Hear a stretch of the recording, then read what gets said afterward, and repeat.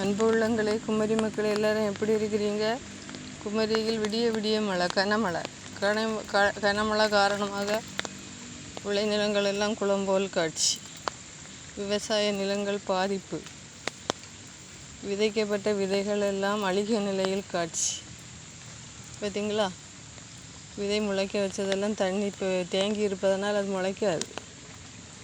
அளவுக்கு முந்தினால் அமிர்தம் நஞ்சுன்னு சொல்லுவாங்கள்ல, அளவோடு தண்ணி இருந்தால் தானே விதை அழகாக முளைச்சி வரும்.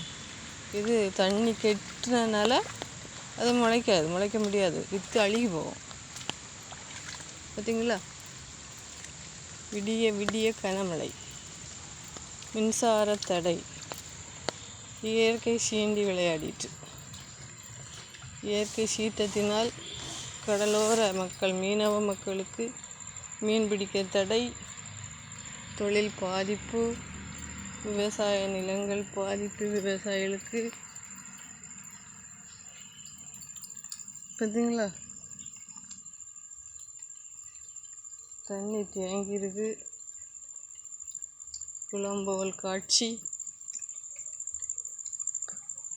மேகம் மூட்டத்துடன் காணப்படுவதால் இன்னும் மழை நிற்க வாய்ப்பில்லை, இன்னும் மழை பெய்ய தான் வாய்ப்பு இருக்குது. காரணம் மேகத்தை பார்த்தீங்களா? மேக மூட்டத்துடன் காட்சி அளிக்கிறது, குளம்போல் காட்சி.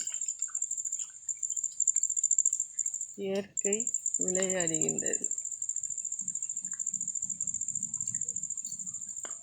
தண்ணி காடாக மாறியுள்ளது.